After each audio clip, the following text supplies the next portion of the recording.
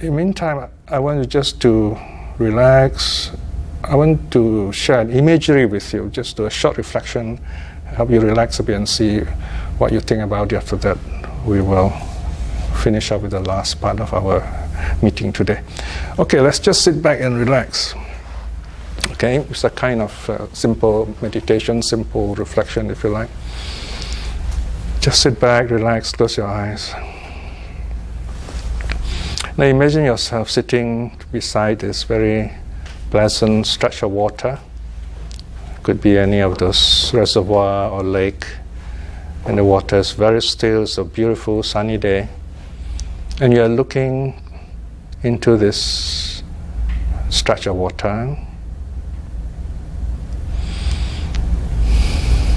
Very peaceful. You can see maybe a slight shimmer, bright sunshine. Now I want you to imagine maybe a tiny leaf drops. A tiny leaf drops into the water. And what happens? A tiny leaf, or maybe a little twig, or even a little child throwing a small stone into the water far away. You see these circles building up.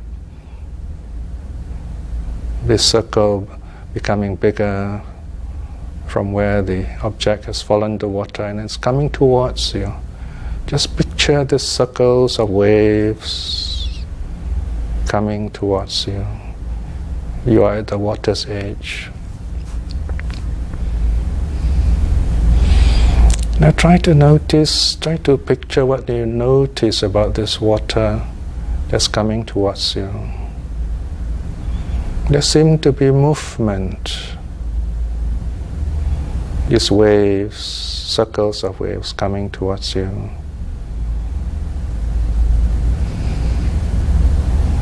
But when you look more closely, you will notice that although the waves are moving, the reality is nothing is really moving towards you. They are just undulations, they're just troughs, water, circles of water that build up and down, build up and down.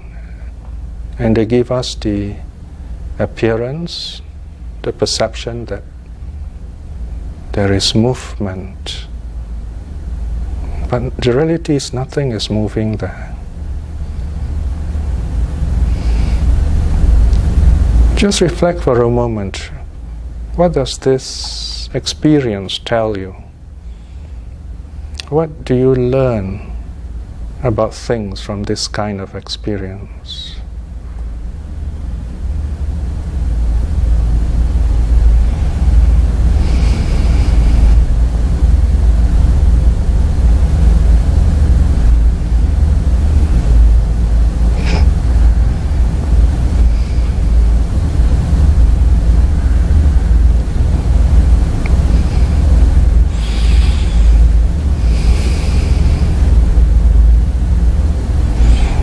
Okay, thank you. You may open your eyes now and turn on the lights.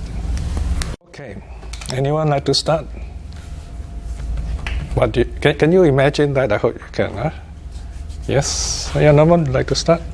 What do you notice? What comes to mind? Peacefulness. Mm-hmm. Okay. Changes. Right. Anyone else?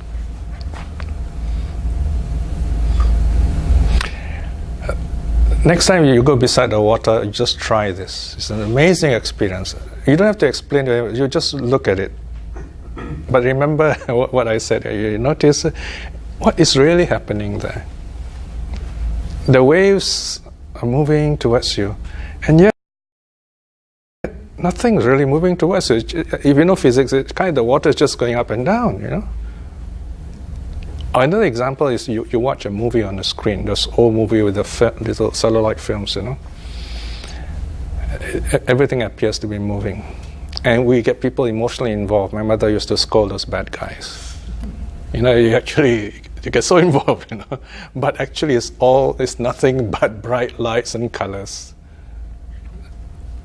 Who makes the movie is our own mind. Then there's another, I have a friend who likes to tell me, everything happens for a reason. I say, are you sure? So if I were to knock your head, it must be a reason. There's no reason for things happening, really. Reasoning is a human faculty. We project the reason onto what happens. So different people have different reasons for telling what happened. We're talking about daily life here. Of course, in medical analysis, I suppose it's a bit more, you have to be more certain. You can't just, talk philosophically in this sense. But here I'm just talking philosophically. So the point is here, we're talking about perception and reality. All right? So one basic idea to understand the difference is the nature of change. And this is the basic idea in Buddhism. In fact, it is said that in one of the suttas, if your main practice as a Buddhist, the simplest practice is to reflect on impermanence in all things. For example, we are gathered here, you have taken the trouble to come here, and then in a short while, at the most another 50 minutes, we have to leave this place. It's over just like that. And the next thing you know, you wake up, you're a doctor, you're already practicing in one of the clinics, polyclinics start with, of course, somewhere. It's amazing, I was here 10 years ago and suddenly it's over, all those people are graduated and all those people I know, they look so different now. Okay, so you reflect on this change, and the Buddha says if you constantly reflect in this way, you will attain the path of awakening in this life itself. So it's not a difficult practice, really. The reflection and impermanence, it will change our life, basically. Okay, now I'm going to invite you to ask questions and see where we go from there. Anyone like to start? How come we don't really think everything happens for a reason? Well, because reasoning is a human faculty. For example, if this thing drops on the floor, would you say there's a reason for it? I mean, yeah, you can say the reason is gravity, But we know it's gravity because of our human faculty. My cat wouldn't know that. Isn't it? We are the one who observe and say, oh, okay, we explain it, you see. The point is this. Let's say someone has a bad stroke of a bad situation. Then the person start blaming all kind of people, all kind of things. Right? But others don't. Others say, oh no, it's okay, let me try something else. So in other words, if we try to, we are the ones who give the reason for it. If we say whatever happens for a reason, we are the one giving the reason. It's not something else. We can take charge, that's the meaning. We're not saying, oh, we can do nothing about it. That's it, too bad, That's what I'm trying to say. Okay? That means you're in control of things that happen. We would like to be in control of things, although we cannot always take charge of things, but it's possible if you try. That's what Buddhism is trying to say. So you have to train your mind. If you train your mind with meditation, a calm and clear mind can do that much more effectively than if the mind is not mindful enough. That is why mindfulness is a very important skill to have. How I saw it was sometimes when things happen, then you don't know why they happen, but maybe after some time, then you realize, oh, actually, it kind of falls into place. Yeah. I say that also. Yes, that's called reflection. That's another important practice in Buddhism also. Let's say, we are told to keep the precepts, okay? We don't kill, we don't steal, we avoid sexual misconduct, we don't lie, and we don't get drugged and drunk. These are precepts, in other words, they're guiding principles. The Buddha made these 5 rules because he knew we are likely to break them. There are 5 very common human weaknesses. But if you look at these 5, the first precept against killing is because the most precious thing in the world is life. So the first precept. And to have life means you have to labor, you have to work to get your needs. You own things. So if someone takes it away, it's not fair. If everybody stole, people will stop working. So there's a second precept is against stealing. Okay? Then the third one is freedom. You must be free. right? So it's the person. The third precept is against adultery, rape, abduction, things like that. So in other words, you've got to respect the person. Okay, so the third one is about freedom, personal freedom. The fourth one is very obvious. Precept against lying, that all this must be true. Otherwise, it won't be workable. So these are the four basic precepts. And the fifth one is about not getting drugged and drunk, because the mind is our best tool for awakening. So if our mind gets clouded by drinks, we won't be able to think straight. We'll break all the other four precepts. The problem is we do break these precepts occasionally. So this is where we, during quiet moments, we stop a while and then we look back and say, oh, why did I break this precept? How did this happen? So you look back. So you examine what are the conditions that brought you into that situation. Okay? According to the Buddhist teachings, whenever you break the precepts, whenever you commit something wrong, you are motivated by one of three roots, either greed, hate, or delusion. These are called the three unwholesome roots. So you examine, okay, was there greed, lust? Was there hatred, anger? Was there delusion? I was not sure what's going on. Right? Then you find out why. You ask why. So that's the magic question. And from there you learn more about yourself. Then you decide how to prepare yourself the next time, what not to do the next time. So that's reflection. Yeah? So it's a kind of self-training in this case. Yeah. Any other questions? Am I correct to say when, like, if you examine karma, or like if you examine the causing condition of things, as you said, like, so there's greed and etc., would that be giving reasons to things happening, or like allocating, or you know? Yeah, as I said, reasoning is a human faculty, so it's okay to use reasoning. It's just that not everything has a reason. And when we do give a reason, it is our view of it. Whether it's real or not is something we still we need another level of faculty to understand it. But it is worth trying. Otherwise we just sit back and say, don't do anything, that we defeat it, you see. Yeah, we do try to explain things. The question is it the right one or is it the wrong one? It better be something good. For example, for millennia, wise humans have seen suffering in the world, in different parts of the world. So some say, oh, it is because of this big, great spirit in the sky, Someone we never met that caused all this. But the Buddha said, I can't see that as a good reason, We cause our own suffering, and here's why, you see. So you have different ways of explaining things. So the question is, which one is better? And we can choose. That's the great thing. And if we are not given this choice, then we are in serious trouble. But we are given the choice. And we need to be wise enough to choose to. That's why being educated, being informed is very helpful. So yes, you need to reason things, but at the same time there is the faculty of feeling also is very important. In fact, in Buddhist psychology, there's a Pali word pati sangvedeti. Pati sangvedeti, it translates basically to feel. To experience is to feel. When there's something important, you ask your friend, how do you feel about this? You don't say, what do you know about this? How do you feel about this? Right? You want to get a feedback. Or how do you, besides feel, what do you say? What do you think about this? Sometimes we say. But usually you want to know how you feel. Do you like it? Liking, disliking is a feeling, right? I think there are more things we do in life because we feel for it rather than we reason about it. For example, the most important things in life, like falling in love, some people try. You get a computer nowadays, you put in your data, then you look for a right partner, That may or may not work, but basically you still need to love someone. How do you explain falling in love with someone? I don't think computers can measure that up to now. It's a bit difficult. They're measuring meditation now, So meditation is a science now. Within my lifetime, it became a science.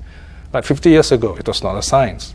Now they put wires and so on. They can tell you which part of the brain lights up when you meditate. It's a science, And now, only yesterday I saw there's this article, they were talking about jhana. Jhana is very deep meditation, those great masters only do it. Whether it's really jhana or not, we don't know. And they're talking about this joyful state and they're describing it, The question I ask myself is, are they describing the actual states? We don't know. This is the big question starting from William James more than 100 years ago. How do we know what happens in our own mind? So, William James came up with this great idea of psychology that it died there. Nobody could verify all these things until they got all these tools nowadays. You can measure all those waves. So it's getting more interesting now. But then I asked myself, are they talking about the same thing that the Buddha is talking about? I mean, can you put wires in the head and say, okay, you're in love or you're not in love? You can't. It's difficult. So I think there are some things which are still beyond measurement. So here we're talking about measurement and immeasurability. Science is about measurement. Your medical training is about measurement. Yeah, that's fine, because those are very important measurements. But the Buddha is talking about something else. He's talking about something immeasurable. Loving kindness cannot be measured. In fact, loving kindness is to be generated boundlessly, without limits, immeasurable. Compassion is to be shown immeasurably, boundlessly. So to gladness at other people's happiness and goodness. And the third one is equanimity, also boundless. So this is another aspect of Buddhism, the immeasurability. So this is another thing, of course, as professionals, you have your training, you heal someone according to some kind of structure that you are training. But there is something beyond that makes you a better doctor than others, how you care for people. That's the immeasurable part that makes you better than others. Okay? All right, any other question? Yes? Personally, I feel that the fourth precept is the easiest and most frequently broken precept. In your opinion, what's the best way to avoid breaking the fourth precept? Because sometimes our social norms, we have to make small talk nowadays, if not, it's just anti-social. Okay, number one is, as long as you do not have greed, hate, delusion. Delusion is difficult to really say, because you're not awakened. There is some delusion there, but I don't think it should be trouble us too much. Greed and hate, if they're not present, and let's say you're a doctor, this person has only 1 week to live, and this person is not very strong. You say, sorry, I got 1 week, and this poor guy dies the same day. It's terrible, isn't it? So you will think of something. You don't have to lie. What the Buddha did was he won't say anything. He would change the subject. That's one. All right? For example, there was this king, his beloved wife died. And because the wife had some nasty thoughts, bad thoughts before she died, she was reborn in a suffering state. So the king asked the Buddha, where is my wife now? The Buddha changed the subject. He didn't say anything about that because he doesn't want to trouble the king. This king is very emotional. For 7 days, the king asked the same question. The Buddha kept on kind of giving some other answers. Then after 7 days, the story went, the karma of this queen finished in that suffering state. She's reborn in the good karma took over, and she's reborn in the happy states, in the heavenly state. Then when the king asked, and the Buddha said, oh, your queen, okay, she's reborn in this happy state, right? So I think this is something you have to deal with when you deal with your patients, how to convey this kind of news. All right? Yeah, so you can say, for example, you're going to be okay, right? Or don't worry about it, something like that. Then they look at you, they feel you're confident, they feel quite good about that. So I wouldn't say that, some people call it a white lie, but withholding the truth in that case, it's not really a lie, because you don't want this person to suffer. There's no negative consequences. So in other words, you got to think of the consequence.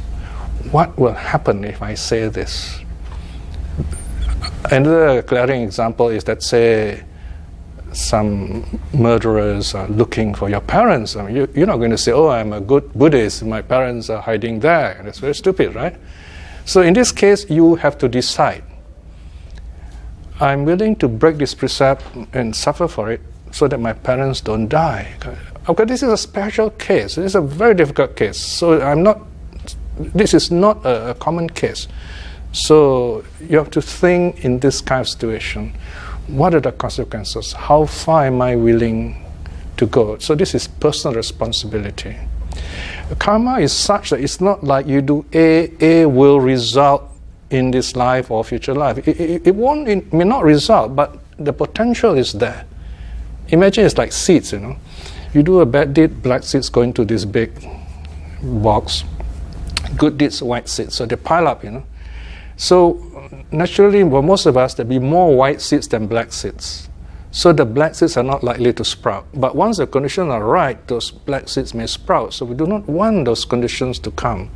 So as long as the conditions don't come, we are safe. Generally, we are safe. That's why we keep the precepts. Okay? So ultimately, you got to decide for yourself how far are you willing to go. So we don't want to get into the situation, of course.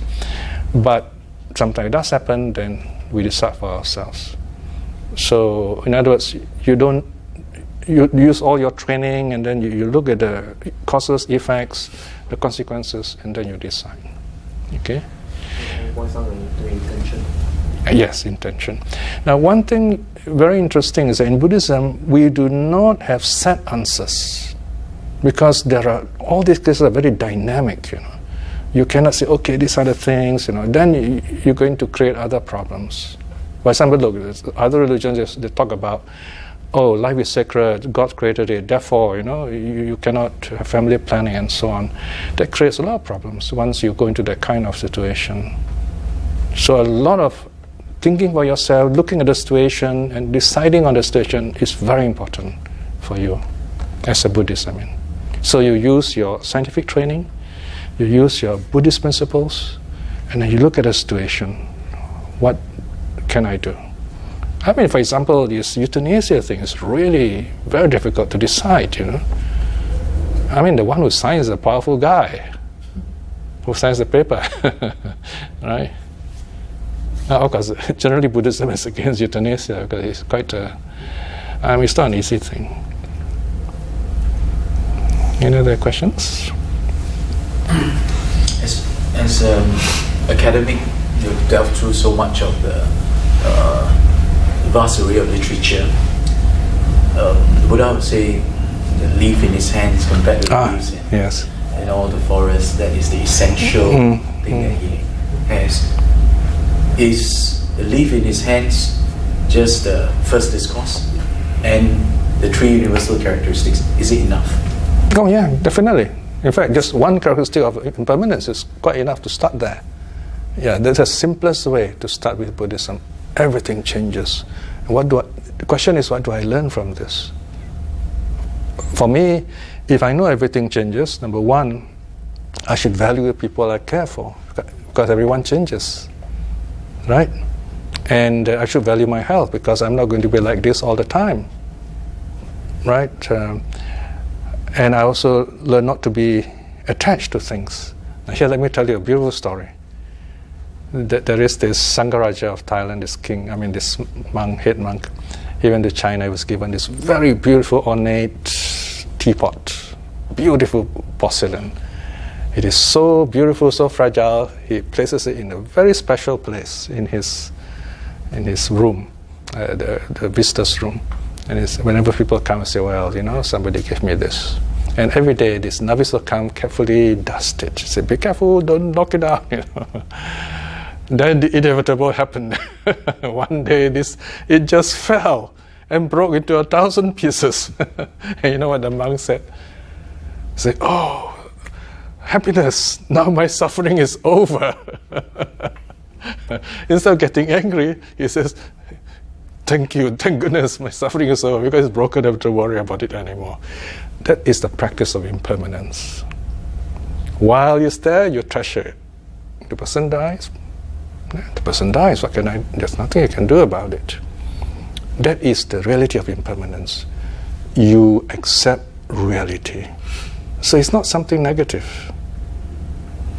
Because life is so uncertain, impermanent, we value life. So it's the first precept. So it goes from there. Now coming to the interesting story about the Buddha going to this forest, it's called the Sinsapa forest. He took up some leaves and he told the monks, which are small leaves, in my hand or in the trees? Then the monks said, oh, the leaves in the trees are very much more, Then the Buddha says, well, even so, what I know is like the leaves of the trees. Well, it's amazing, he knows a lot. But what you need to know for your awakening, for your salvation, are just like these leaves in my hand. Now my guess is there are 4 leaves in his hand. I mean, you said 3. I mean, you're right too, You know what I'm trying to say, right? 4 leaves, 4 noble truths. Okay, I mean, for you, 3 leaves, 3 characteristics. I mean, we don't know, but either one. All right. So what he's saying is that Buddhism, that's all you need to know. The other extra teachings are all like, we have time, we like to educate ourselves, we like to talk about it in the gathering, so you use the suttas. But impermanence is the most important, simplest practice, especially for lay people. So there's no excuse saying, I can't become an arhat, I can't become Buddha, it's so difficult. You don't have to become Buddha. You reflect on impermanence regularly, then you find somehow things will work out well for you. Things happen, you say, well, it's impermanent. Whatever happens, you say it's impermanent. Then you are steady. You can move on. You can continue to function as a healthy, normal person. Okay? Any other questions?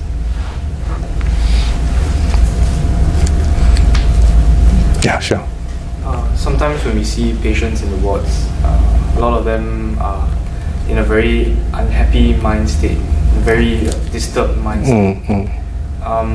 And given that we know all of this, like about change, about impermanence, how do you think it's the best way for us to, help and try and do something to help change kind of minds? That's a tough aspect of your training. You see, the problem is there are no set behavior of a patient. You can say this is how every patient reacts. That's the problem. We don't know. See, so ideally, you need someone specially trained to deal with patient psychology. Maybe, okay, ideally, okay. But I think basically, how well do you communicate with your patient? How well do you listen? And what kind of answers do you give to the patient? I think it's very important. A similar situation would be when someone's dying. Most of us don't know what to do. What do we do? My favorite answer is just be there, be present. I don't know what to do when someone dies, but just be there. Listen to this person, and then see what you can do. So when you're present there, eye contact, listen to this person, give some kind of understanding response, and then you find somehow the answers will come. I mean, these are basic general rules. Okay, of course, there are always patients who can be difficult, but generally they will be happy that you listen to them. And the older they are, the more grouchy they are likely to be. Not because they want to be grouchy, it's because they're very insecure. Now I can tell that because I'm reaching that age. So they won't tell you, because they have fear. They are old and they just feel lonely. So they don't know how to express themselves. Maybe they're so proud, they have never complained before, so they don't know how to do that, so they become grouchy. So it's never take it personally. It's not about you. You just happen to be there. I was at NUH, level 17. There was this lady, she was telling this doctor and complaining. I said, poor doctor, doesn't this patient understand that she's just a doctor, and she is doing her job, So she's being very unfair, this poor doctor. So I told myself, wow, how is the doctor going to cope? I hope she copes well, So don't take it personally. Because you just happen to be there, and this person kind of you're the only one you can communicate with. So you have to find out what's really going on, how you can help this person. Try to explain, but as you know, sometimes. So I mean, there is a structure in the hospitals that they will tell you what to do with this kind of situation. So that also helps. So make use of that structure. Yeah, but basically, your human ability to communicate is very important. Okay, and also I always tell undergrads. I used to tell the other group, the usual, the other society. I said, you're going to become successful businessmen in the future, lawyers, and so on. But please remember this one teaching, if you forget all the things I've said all this time. This is not yours. Do not take it. Nothing belongs to you in this world, especially lawyers, You have $10 million, you run to Bangkok with it. You can't really enjoy life with that. You go into the underworld. And some of them have gone to that trouble, sadly, So I said, please remember this. You're going to be very successful people, but one moment of lapse can destroy your life. So it's not worth it. And then you have this doctor charging millions and so on. So now he's going to Britain and still have problems, So these are things you have to really you need this extra training, spirituality, to be strong. Some things are not worth it, basically. So you've got to decide for yourself so that makes you a better person or not. Can I ask, right? Yeah, sure. You talk a lot about growing spiritually and becoming a better person. How do you gauge whether you're growing, and how do you personally? Well, there's some basic things, I suppose. You tend to get angry less easily, and you feel less depressed. Now, feeling sad is different, It's normal for you to feel sad if a patient dies. It's quite normal. Then you got to decide, how can you counter this kind of situation? Maybe go to a pleasant place, talk to someone happy. In our lives, there's always someone always smiling, happy, that kind of guy, right? I'm sure you all have, right? Okay, communicate with this person. So have a kind of safety valve. Okay, that's one. We do not really know that we have changed and become a better person, except over time. When you look back, you say, oh, okay, I don't get angry so much now, I'm happier now. You feel you need less things now, something like that. You kind of have this better idea of yourself over time. The important thing is right now, you put in an effort to be your best. That's the most important thing. So if you can keep on doing that, then if you've been doing that all the time, you have a record that okay, I've been doing okay so far. But even then, remember, people will still find fault with you. And then you reflect, you say, okay, where did I go wrong? Did I really go wrong? And you find that maybe you have not. It's just being unfair, or maybe you got a wrong idea. So you tell yourself, this is just a situation I have to deal with. Again, do not take it personally. This is the third teaching of the three. The three teaching is impermanence, unsatisfactoriness, non-self. Non-self is do not identify with the problem or with the source of the problem. Because if you do, you say, I, me, mine, then you're going to feel more pain. Even if you did something really wrong, you made a mistake, again you say, yeah, I shouldn't have done it, this is wrong. You accept it, but you don't keep on blaming yourself. It should not work that way. So this is the meaning of non-self. And at that moment, yes, something went wrong, but it doesn't mean forever you're wrong. So this idea of non-self tells you, live in a moment. There's no finality in things. It's not fixed, in other words. You can change, you can get into a new situation, you can decide. How if you feel yourself like either regressing or stagnating, what would be your advice? Then you better ask yourself, what are the conditions? Well, let's ask ourselves, what are the conditions that's bringing this sort of situation? Maybe am I working too hard?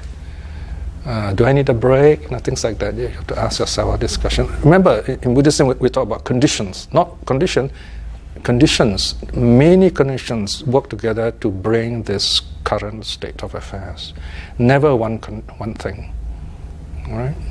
So again, we go back to reflection here. Okay? Okay, we still have a bit more time actually. I once asked John Brown this question which I'm posing to you. Okay. I asked him about criticism about Mother Teresa's lack of practice of social justice. Whose practice? Mother Teresa's.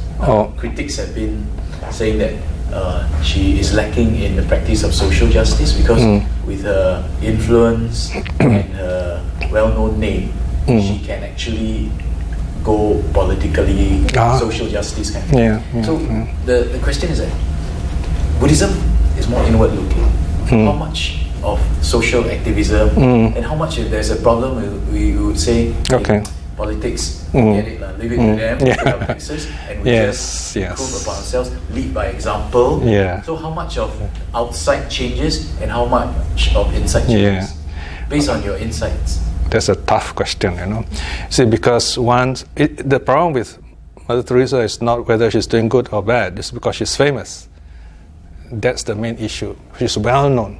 So people tend to judge well-known people more harshly, right? From what I read, she herself has great doubts, even about the existence of God, for example, you know. Another thing is you have to obey the Pope, you know. So she cannot, in a sense, she's limited in her actions. So she cannot do what she likes. Definitely not social justice in that sense, right? So she will probably move elsewhere. I don't know why or why she's not doing what her situation.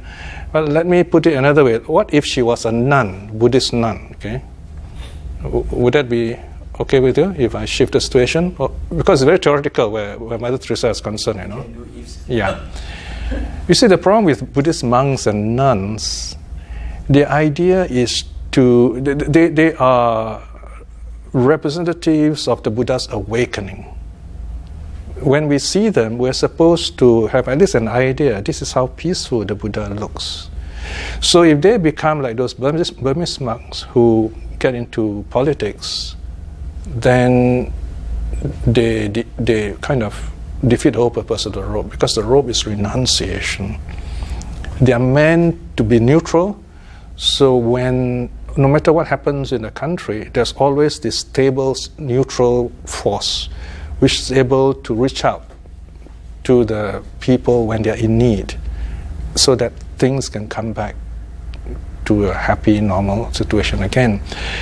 Remember, being a monk, I'm talking about just monks and nuns, Buddhist monks and nuns, is renunciation. That means letting go of the world, and we're very clear about that. They are letting go of the world. So they're not going to be involved. I know it's a difficult thing. If there's a war going on, they're not going to fight. But, okay, so now we have another scenario. In Japan, during World War II, the Zen people took the side of the emperor. And they said things like, okay, it is the precept for you, to the soldiers, it is the precept for you is to shoot your bullet, bang, bang, and the enemy dies. That's the precept. No, that's not Buddhism anymore. You see, so because, in other words, the Zen teacher is saying it's okay to kill. Now, once you come to that, then you have a big problem. The very foundation of Buddhism is gone. So it's no more Buddhism. But it's different if the monk says, okay, I'm going to disrobe, I'm going to become an activist. That's different. You can do that. Anagarika. Yeah, even as an anagarika, you know, but not wearing the monk's robe. Then the purpose of the robe is defeated already. We're talking about this ideal state of renunciation. The monks are supposed to be peaceful, you see? And they're not supposed to be too many of them. They're meant to be, in a sense, they're meant to be forest monks. That's the best situation, because then you don't get carried away with worldliness and so on. But once you are organized in the urban areas, you're bound to have problems. So this is a challenge now, which is, Buddhists are going through. So I would say it's up to the monk how far he wants to work with the world. It's not something easy, but he must remember the challenges. There is this big thing going on, even among the forest monks, like Ajahn Brahm and the forest monastery back in northeast Thailand. They want to maintain the original teachings of Ajahn Chah and the renunciation, whereas Ajahn Brahm wants to be more socially engaged. So by that process, he has disengaged himself from the old school. Well, that is his choice. And he's doing fine, but it is his choice. So it's debatable. I would say ultimately it's the choice of the monk himself how far he wants to go.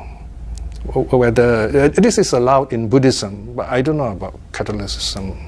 How about as Buddhist practitioners? How much social activism should we do? And if we see social injustices, should we just say... As a monk or layman? As a layperson. Oh, layperson. Okay, let them quarrel in parliament. We just lead by example, by developing, look inwards. Lay people are different. Lay people are different. It's up to you. Up to you, depending on your skill, your ability. I will never be a good politician. I'm better in teaching and stuff. So you got to ask yourself, what are you good in? But there are moments when sometimes we have no choice. We are thrown into the situation, and that can happen. Then, again, you got to decide whether you want to do it or not.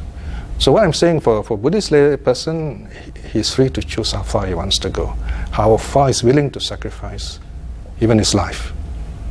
But is the teaching inward looking? There are both aspects. There's the inward looking and also the outward looking aspect. There are social teachings in Buddhism too. We don't stress much on that because more of the teaching is about meditation, because that's the part which is not found in many other religions. That's why we focus on that, because that's the very precious kind of aspect of Buddhist training, where the social engagement is the world, you see. What would the Buddha say? The Buddha himself actually got engaged. You see, for example, when Viduddhaba was going to attack the Sakyas, he was there. He stood calmly there and he prevented this king from attacking. But then he knew, 3 days he stood there, but this king kept on persisting. Then he realized in the past these Sakyas have done some terrible karma, and the karma is ripened, and he himself can't stop it. So that's the story goes. So in a sense, the Buddha did engage himself, but remember, as Buddha, he didn't do it. There's no violence involved. He was preventing violence. That's different. So what I'm saying is that monk Viratu, I think, in Myanmar, he was really talking violently. You can see anger in his face. So that is troubling. So Buddhist activists have to be very calm and kind of exemplary, and yet you allow change. I know someone called Sulak Sivarak in Bangkok. Now he speaks very openly often, and the lese-majeste law is very strong in Thailand. And he was caught recently for claiming that a certain king didn't really win a battle, just saying that he got into trouble. But he managed to get out of it somehow. So he had the courage to speak up under such circumstances. It's a very difficult situation now in Thailand. You cannot really speak freely. So sometimes, as someone said, in times of difficulties, even just telling the truth is something revolutionary.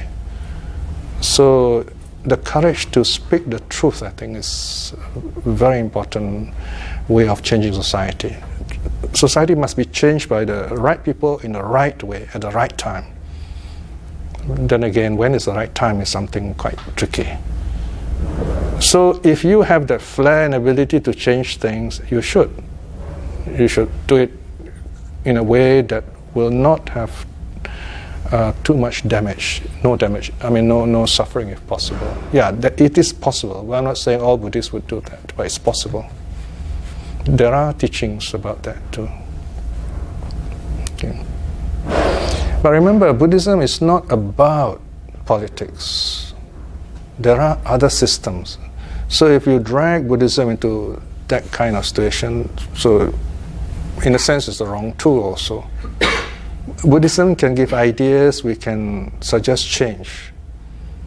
But one thing I know after being so long as a Buddhist is that there must be some level of freedom for Buddhism to prosper. Without freedom, it's very difficult for Buddhism. In Sri Lanka, there's not enough freedom, so the monks, they were troubled by the Tamils, so this anger is still there, so they somehow never got over it. All right. In Myanmar, there's a new situation. Okay. So again, in Thailand, you see these new laws. I mean, this let's say majesty law, very strict. So Buddhism is being challenged today, definitely.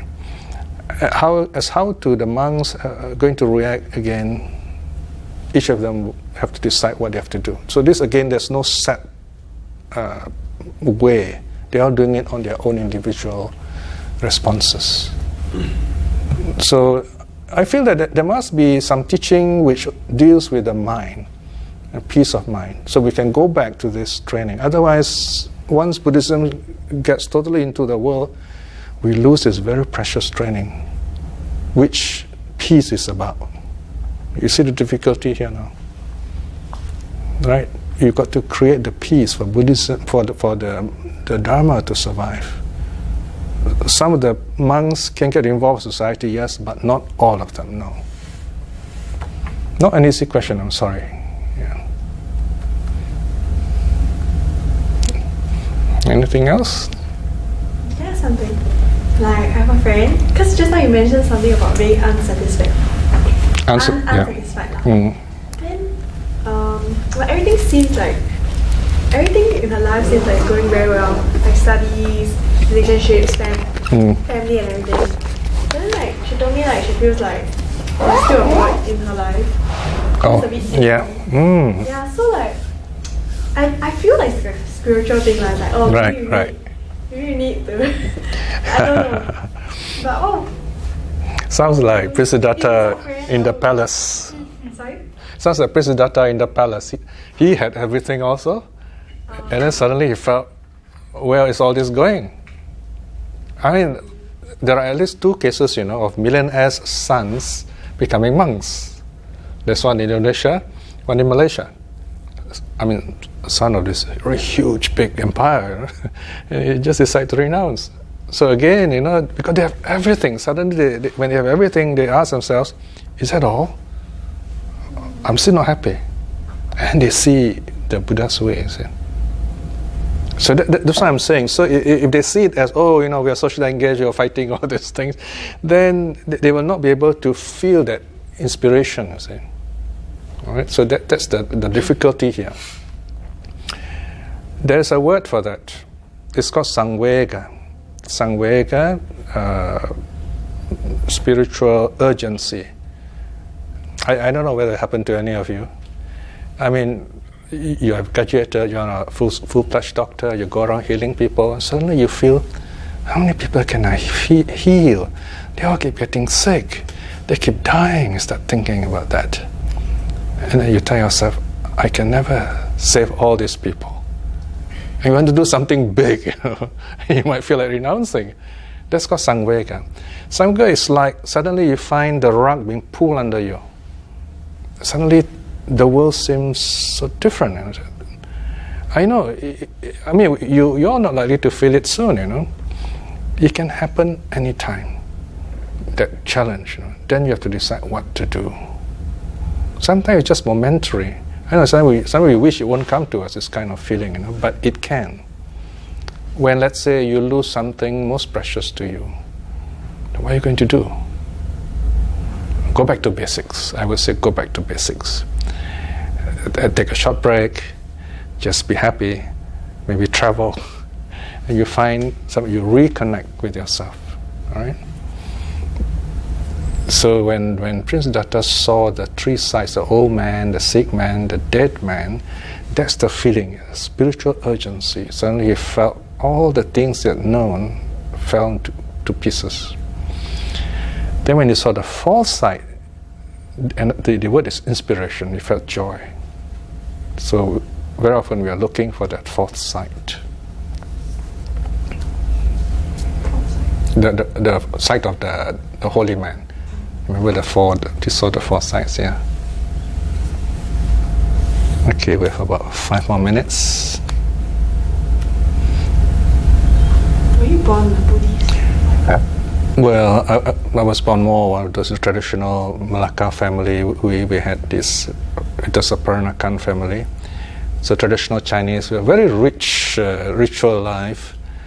We have all the religions there. I mean, the basic religions: Christianity, Islam, Hinduism. So we kind of more or less celebrate all of those things, fire walking and all that.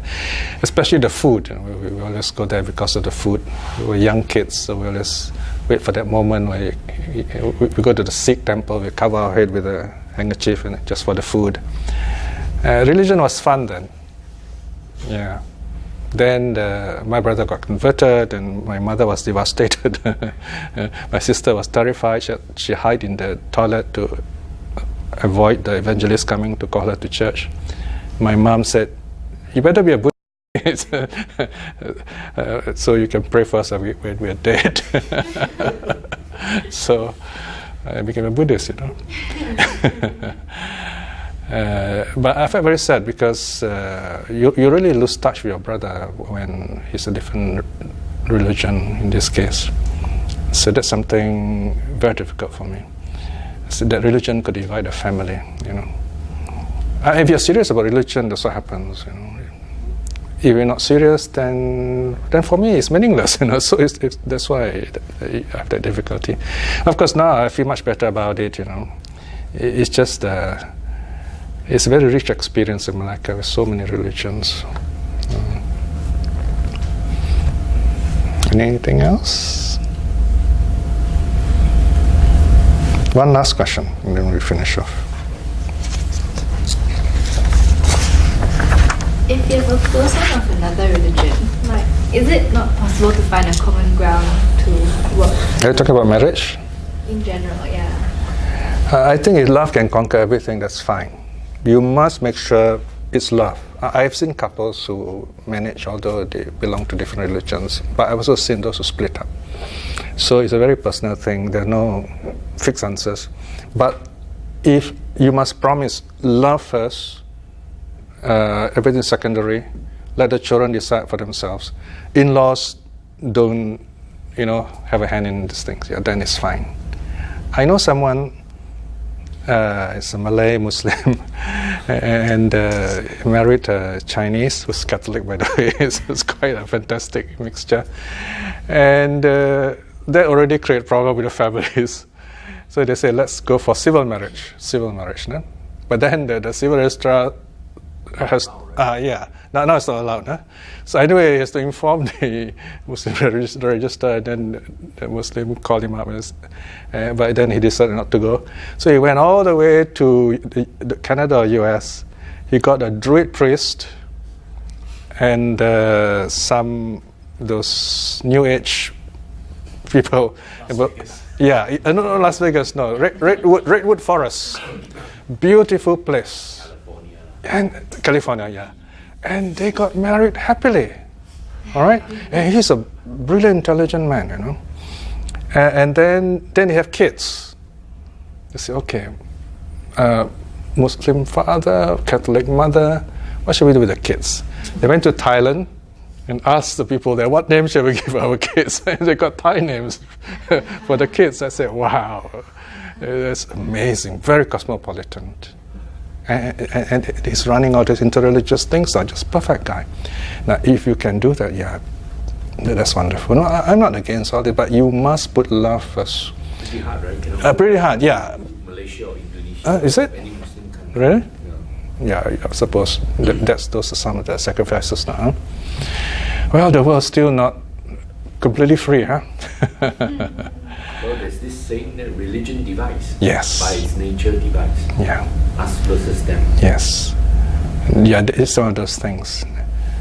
On a closing note, although I'm very steeped in religion, so I wish, like John Lennon, that we don't have all this divisiveness, But on the happy note is that you find today meditation is cutting across all religions. Now, if more people in all the religions meditate, there'll be more peace in the world. Right? I think that's one we should agree. And I think this is I like to kind of look to the future. But if you watch all those Star Trek series, they're living in the 24th century. So to them, there's no more religion as we know it today. It's kind of peace, and there's no sickness as we know it today. I said, wow, it's amazing. The doctors are out of jobs. No, but the point is, they say all this religious intolerance is all like Stone Age thing. I wish that could happen earlier, where people don't have to be different because of religion. But you practice, you feel happy. Like when I was in the US, nobody asked what's your religion. We got together, we do things together, and we're happy to know each other. We're not worried about what religion you are. We don't convert anyone too, and that's a wonderful way of living. All right. So you are the future of this country. You're on the thinking level, so you're the ones who can change things. But you must really know enough of Buddhism to make effective, useful change. That change can be brought about. I write stuff because of what LKY said. Ideas are powerful. They can change things. You want to change things, get your ideas straight. So that's what I'm doing. These are ideas. I have a whole website. All this 16 years of sutta translation. Every day there's some translation. It's all there. You just need to use it. Maybe not in my lifetime, but I hope after my... Normally all these things become better use after you're dead. It's like artists, their work become more valuable when they're dead. Okay. All right, so I'm very happy you are here. Our good karma has brought us together. So we'll end here, no? Yeah, okay. Sadhu. Yeah. So please email me if you like. My email is at the bottom of every page.